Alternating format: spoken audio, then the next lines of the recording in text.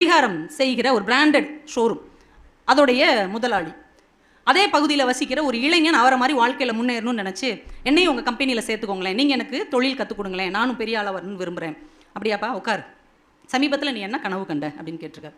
Sir 4 நாளாக தொடர்ந்து ஒரே கனவு கண்டேன். அதான் என்ன கனவு? லாட்ரியில் 1 கோடி ரூபாய் எனக்கு விழுற மாதிரி கனவு கண்டேன். நல்ல கனவுப்பா, நீ 1 மாதம் கழிச்சு வா அப்படின்னு அனுப்பிட்டேன். அவன் போயிட்டான். 1 மாதம் கழித்து திரும்ப வருகிறான். இப்போ என்ன கனவு அடிக்கடி வருது? அடிக்கடி எனக்கு ஒரு கனவு வருது. அதான் என்ன கனவு வருது? எங்கள் தாத்தா ஒருத்தருடைய சொத்தை பூரா எனக்கு எழுதி வச்சுட்டு அவர் செத்து போகிற மாதிரி கனவு கண்டேன். அருமையான கனவு, இன்னும் 2 மாதம் கழிச்சு வா, உனக்கு இன்னும் நல்ல நேரம் வரல, அனுப்பிட்டார். ரொம்ப வருத்தமாக போகிறான். 2 மாதம் கழிச்சு வந்து அப்படியே உட்காந்துருக்கிறான். என்னப்பா என்ன கனவு கண்ட? 2 நாளாக ஒரே ஒரு கனவு தான். என்ன கனவு? இதே கம்பெனியில் நான் வேலைக்கு சேர்ந்துட்டேன். ஒரு கடிகாரத்தை நான் ரிப்பேர் பண்ணிக்கிட்டு இருக்கிறேன். நேரம் ஆகிக்கொண்டே இருக்கிறது. எல்லாரும் எந்திரிச்சு போகிறாங்க. 6 மணி ஆயிடுச்சு, எல்லாரும் எந்திரிச்சு போயிட்டாங்க. ஆனாலும் நான் என் வேலையை செய்து கொண்டே இருக்கிறேன். இப்போது அந்த கடிகாரம் தங்க கடிகாரமாக மாறுகிறது, ஒவ்வொரு முள்ளும் வைரமாக மாறுகிறது. ஆனாலும் நான் என் வேலையை செய்து கொண்டே இருக்கிறேன். இப்போது வேலையும் முடிந்தது, கனவும் முடிந்தது அப்படின்னு.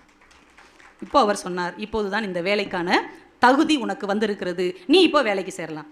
ஏன் இந்த கனவை வைத்து நீங்கள் என்ன முடிவெடுத்தீர்கள் என்று அந்த இளைஞன் கேட்டபோது அந்த கடிகார கடையின் முதலாளி சொல்லியிருக்கிறார், என்றைக்கு அதிர்ஷ்டத்தின் மேல் நம்பிக்கையை விட்டுவிட்டு அடுத்தவர் சொத்தின் மேல் நம்பிக்கையை விட்டுவிட்டு உன் உழைப்பை கனவாக காண ஆரம்பித்தாயோ அன்றைக்கு நீ ஜெயிக்க ஆரம்பித்து விட்டாய் என்று அர்த்தம்.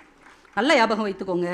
தன் நேரத்தில் சரியாக இருப்பதால் தான், ஓயாமல் உழைத்து கொண்டே இருப்பதால் தான் கடிகாரம் எப்போதும் உயரத்தில் இருக்கிறது என்பதை நாம் மறந்துவிடக்கூடாது. அந்த கடிகாரத்தை யாரெல்லாம் மதிக்கிறோமோ அவர்கள் எல்லோரும் நிச்சயமாக ஒரு நாள் உயர்வார்கள் என்பதற்கு அந்த கடிகாரம் இருக்கும் இடமே சாட்சியாக இருக்கிறது. அதனால உழைப்பை கனவாக